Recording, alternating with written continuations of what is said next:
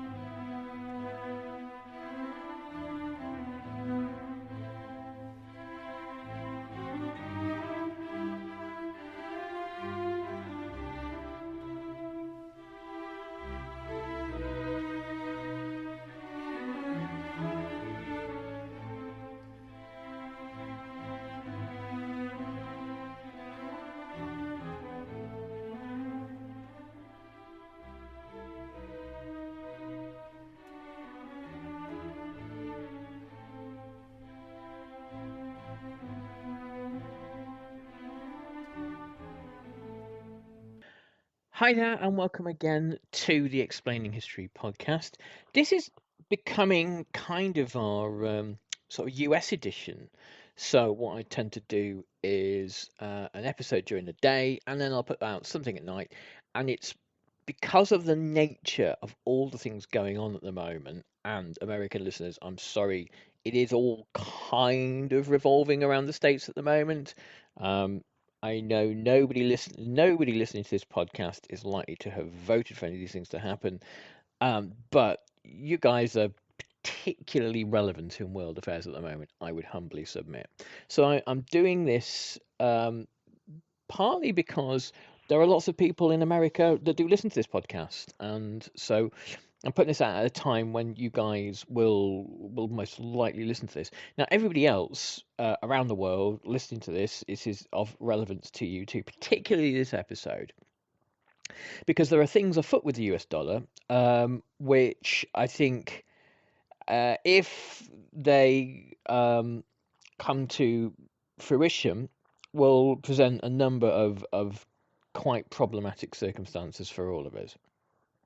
Okay, so what we're going to do today, we're going to delve into the world of legal threats towards the chair of the Federal Reserve, Jerome Powell. Okay, so before you sort of cringe in sort of fear and hate that I'm going to be talking about arcane economic terms, I kind of am, but I'm going to try to sort of unpack them as much as possible.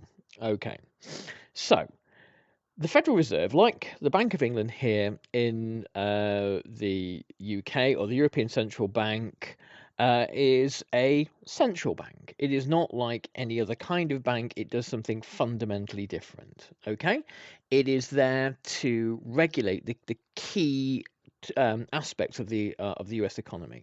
Particularly, the most important thing it's there to regulate is interest rates, the cost of borrowing. If you want to borrow $1,000, there is a price to that. And that the price is the interest that you pay back. So, you know, $1,000 that costs you $1,200 to pay back, it's the $200 that you're paying the bank in order to do the borrowing. Okay, so this we all know. And cheaper borrowing means economic upswings normally, and that also leads to other unforeseen consequences. It leads to booms and busts. Why? Because so the theory goes, if everybody can borrow cheaply, people run up credit cards, or they take out loans to set up businesses or buy houses on the assumption that cheap borrowing will always remain cheap. When the economy overheats because there's too much economic activity and too little kind of basic infrastructure, because there's been too little investment in making new roads, hospitals, ports, docks, harbours, factories, all the other stuff, and because we're not spending borrowed money on the boring stuff, we're doing it on all the fun stuff. Then inflation starts to go up, and the cost of living starts to come down. The standards of living start to come down, cost of living starts to go up, and there is a recession. And during the recession, we all have to pay back our debt, and the longer the recession goes on, the harder the deeper it gets. And also, during that recession, in order to cool the economy down, interest rates have to go up in order to discourage further borrowing and to encourage saving. Because obviously, if an interest rate on a credit card goes up by 10%, then horribly, so the theory goes, the same interest rates, the same cost of borrowing goes up on savings accounts, because what the bank is doing is they are effectively borrowing money from you, so they have to pay you interest on your savings, and so the theory is it encourages prudence. Okay, all of this in America, in the Federal Reserve, is independent of the president. From 1997 here in the UK, monetary and fiscal policy, or monetary policy at least, was independent of the government, of the prime minister. Why? Because it's always basically been like that in America, and in Britain, the policy has always been or there has been since 1997, to say chancellors of the exchequer and prime ministers are not allowed to simply get themselves out of economic trouble by tinkering with the interest rates. That sort of taking easy shortcuts, which ultimately have long-term and normally pretty bad consequences. It was a way of kind of baking in neoliberal orthodoxy, saying that the thing that must discipline us all are the strictures of the market, and if the market is as if it is some kind of angry thunder god that we must appease, and if the market is not happy, and obviously the market is just this kind of socially constructed system of price signals between buyers and sellers in money in kind of money exchange markets. That's what it is.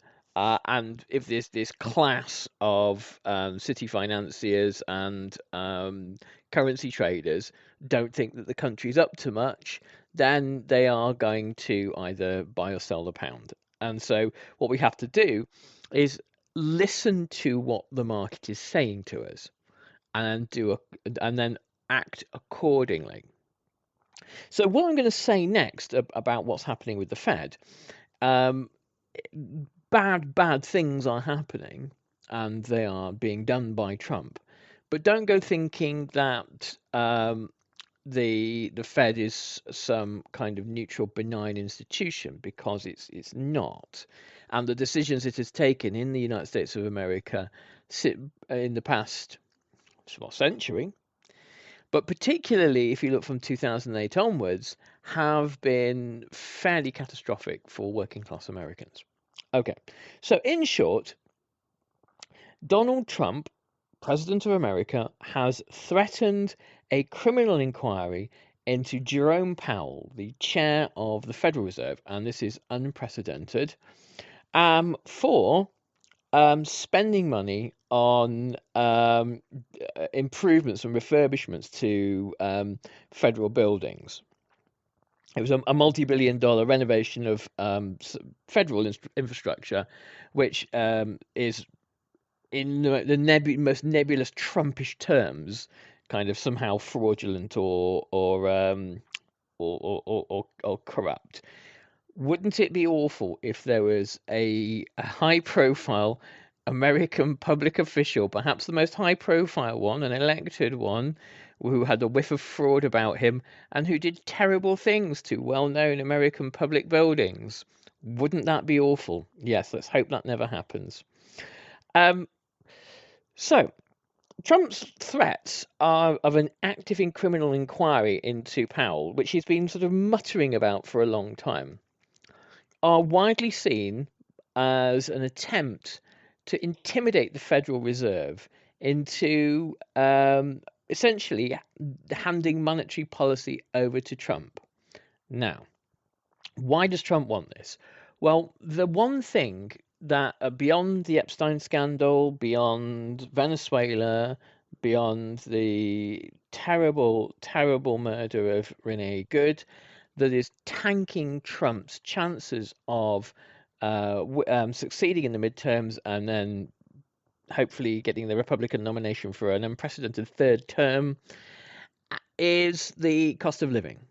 Okay, and so Trump believes if he can bring down interest rates to as low as he can push them, he can intimidate the Federal Reserve into doing this by threatening to throw them in jail on spurious charges. He, of course, has Christina and Cash Patel in the Justice Department and the FBI, respectively, doing his bidding. The FBI is being now used as a tool of political control. This is whether it's a good idea to reduce interest rates or not is debatable. What it would do I mean, Trump doesn't really care about ordinary people. I'm sure he thinks it'll be a vote winner. But what he does care about particularly is his very, very wealthy friends and backers, the sorts of people he plays golf with, all of whom would love to be able to shave huge amounts off the debt that they owe. So it would be and this is the sort of thing that you help get someone like Trump into power for. The effect of all of this is potentially catastrophic.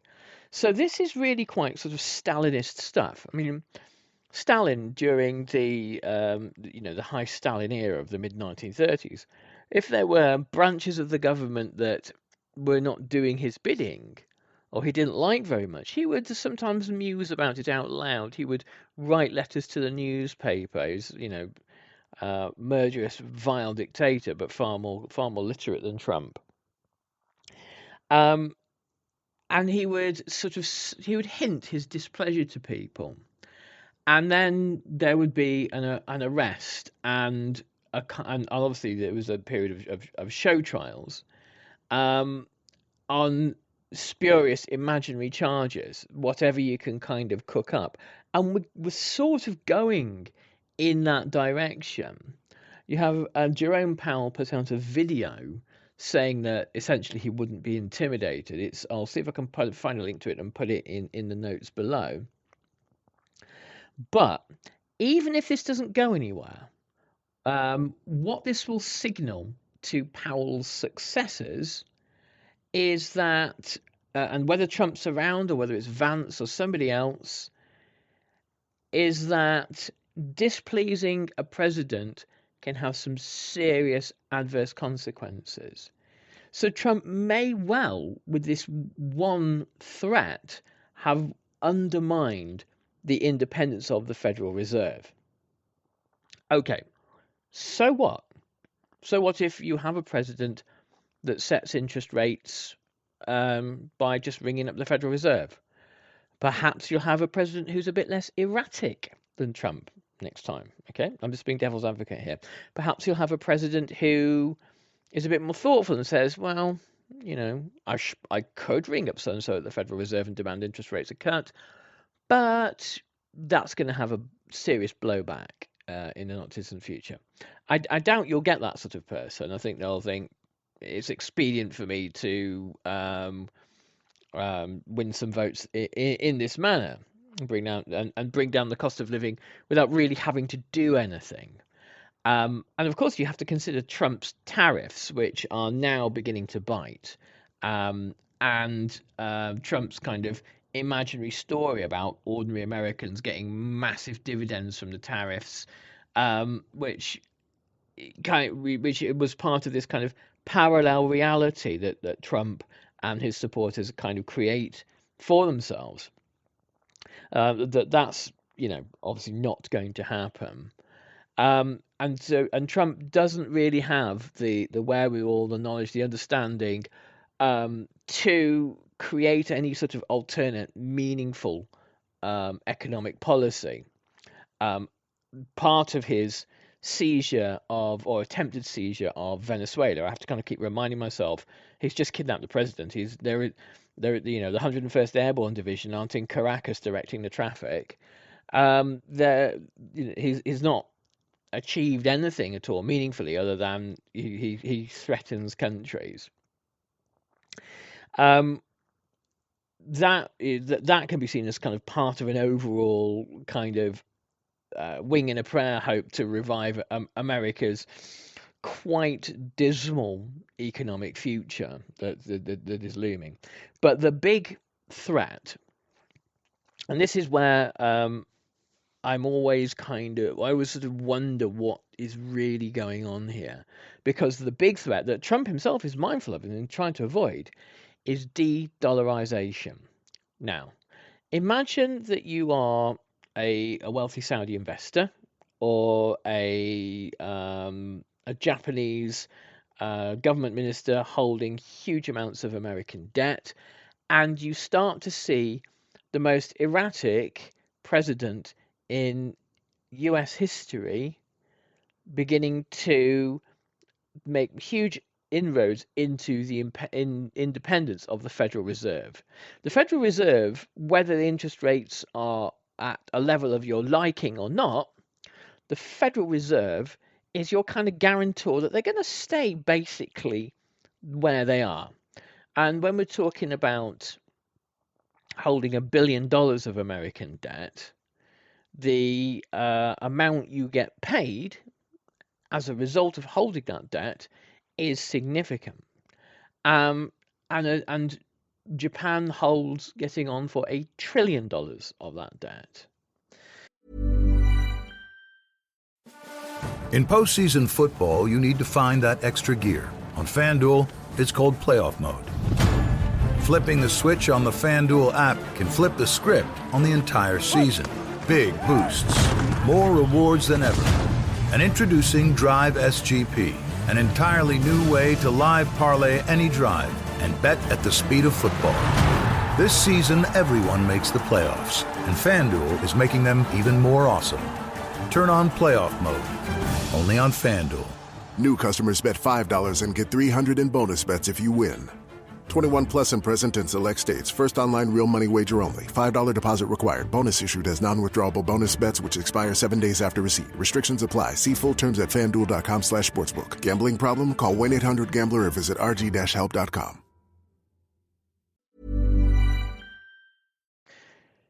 If Japan is not sure that the debt is in safe hands, i.e. the value of the dollar is in safe hands, then the next time America wants to sell some debt, the price, the yield is going to have to go up. So interest rates may well indeed have to go up in order to tempt people to take on more and more liabilities. Trump is asking for a $1.5 trillion military apportionment in the budget, which is, again, not going to be paid for by cash in the bank. It's going to be paid for by kind of imaginary made-up money. But the only thing that doesn't stop America going into a hyperinflationary spiral, pumping all that money into the economy, is the fact that the dollar is the world's reserve currency.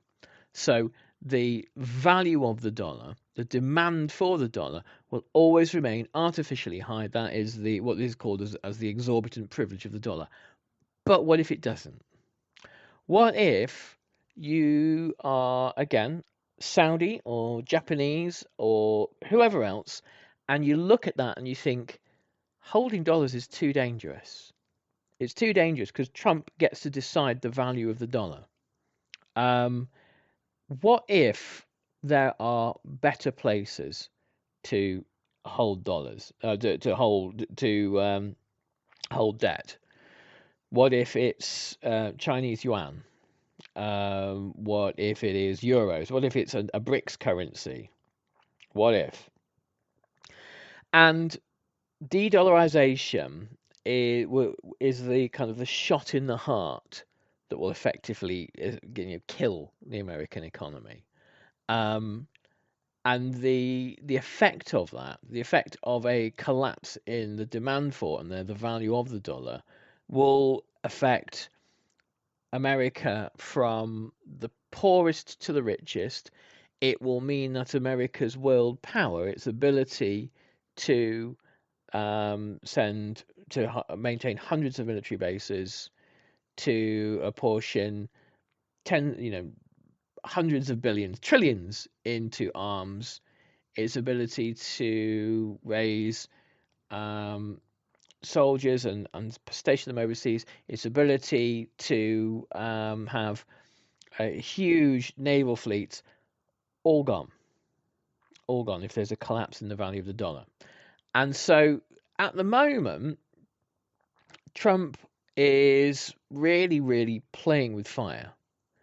And the cost of American debt, if he isn't careful, will go through the roof. So basically, I mean, central banking rests on the norm that elected leaders don't use threats to control it. And central banking is always to some degree at arm's length from government, because governments come and go, but the not just the economy, but the management of the currency and therefore the management of debt and the management of cost of debt has to remain consistent, has to be relatively unmessed with. The only time in which the Federal Reserve or the Bank of England kind of gets shunted out of the way by by sort of economic ministries, the Treasury in the UK, for example, is during A KFC tale in the pursuit of flavor. The Colonel made his $10 Tuesday bucket so full with 8 pieces of juicy, crispy chicken or tenders that it might just last you till Wednesday. If you've got that kind of self-control. I mean, some people want leftovers. Others are more into right nowers. The Colonel lived so we could chicken. $10, 8 pieces, one big deal with KFC $10 Tuesdays. Prices and participation may vary. Taxes, tips, and fees extra. things like COVID or the 2008 financial crisis or the Second World War. It's where that's where the currency management of the currency has to be subsumed to national and kind of existential crises. But for the most part, you can't do that. And also, I mean, even if you kind of look beyond this really chillingly Stalinist, and I've never used that term about Trump, but it is kind of Stalinist use of the FBI. And there must be FBI agents who kind of wake up in utter despair at what they are being tasked with. Even if you step beyond that, the ability to kind of stably manage an unofficial empire, a kind of like invisible, financialized global empire, is coming under immense strain, and it may have kind of evaporated. The indicator of Venezuela, the seizure of Maduro is, and him sort of in this sort of slightly Roman way parading him essentially through the streets of New York, just as sort of the kings of Gaul would have been paraded in front of Caesar, all that kind of stuff. That shows you an imperium in decline, and under kind of more competent imperial managers like Kennedy or Nixon, you didn't have to do that kind of stuff, and you didn't have to do this sort of performative, kind of impulsive, strategyless, structureless kind of acting at random. And I think on the optimistic side, that a lot of what you see at the moment, horrible, undemocratic, repressive, violent, and brutal though it is the sign of a kind of an imploding regime. It will no doubt go for quite a while yet, but it will. I think when it does go, it will take with it a version of America. Trump will destroy a lot before he goes, but he will take down a kind of version of an imperial America that I think in the 21st century will become harder and harder to sustain. And you never know, that might be a good thing. It might actually make for a happier country. But in the meantime, I think that what you will see is everything that he does around the intimidation of the Fed will actually increase the very conditions that he's seeking to kind of, if not mitigate, then at least sweep under the carpet. And it's actually going to make things worse, because all you need is a kind of a worldwide loss of confidence in the management of the dollar, and the value of the dollar will tank, because it's so overexposed. So you have to be nice to the Fed. Okay, so I'm going to leave you there.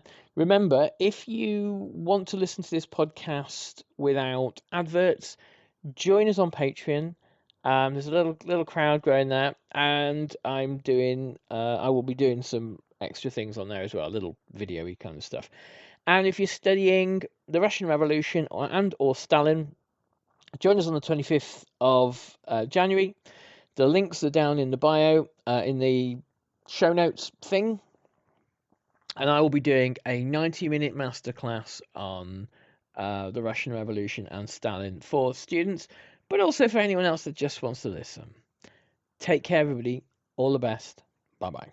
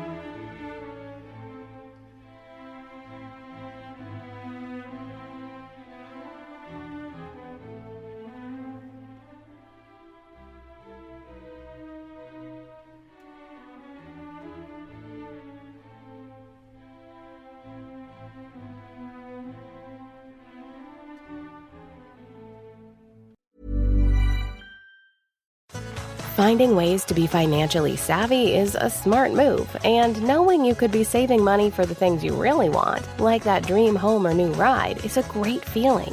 That's why the State Farm Personal Price Plan can help you save when you choose to bundle home and auto. Bundling, just another way to save with the Personal Price Plan. Prices are based on rating plans that vary by state. Coverage options are selected by the customer. Availability, amount of discounts and savings, and eligibility vary by state. Thank you for listening to this episode of Explaining History. This podcast is an independent production, and it's listener support that keeps these conversations going week after week. If you find value in the show and want to help cover the costs of research and production, please consider making a contribution. You can join our community on Patreon or make a one-off donation. Just follow the links in the show notes for this episode. Every bit of support is truly appreciated.